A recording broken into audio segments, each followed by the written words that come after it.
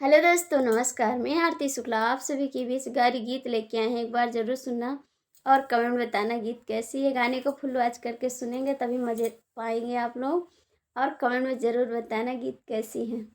दुल्हा के बहिनी के गाल माल पुआ हो, गाल माल पुआ कतनो दबाई तबो नाही चुआ।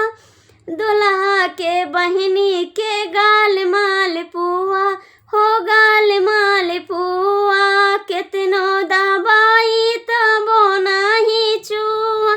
छुचकल गाल लागेला छुहारी, चुचकल गाल लागेला छुहारी। हाय राम सड़कों पे रोके गाड़ी, हाय राम सड़कों पे रोके गाड़ी।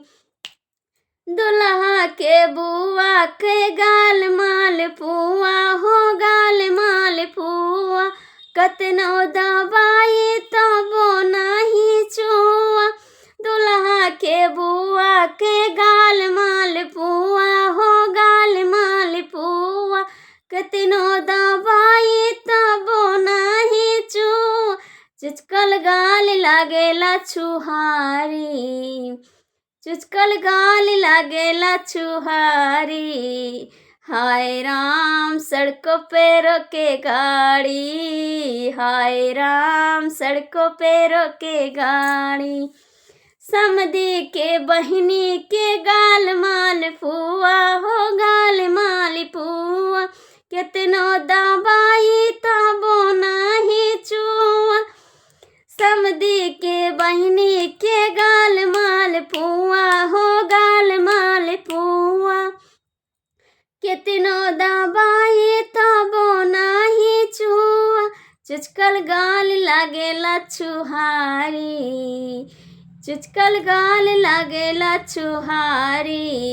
हाय राम सड़कों पे रोके गाड़ी, हाय राम सड़कों पे रोके गाड़ी। बरती मन के बहिनी के गाल माल पुआ हो, गाल माल पुआ कितनो दबाई तबो नाही चुआ।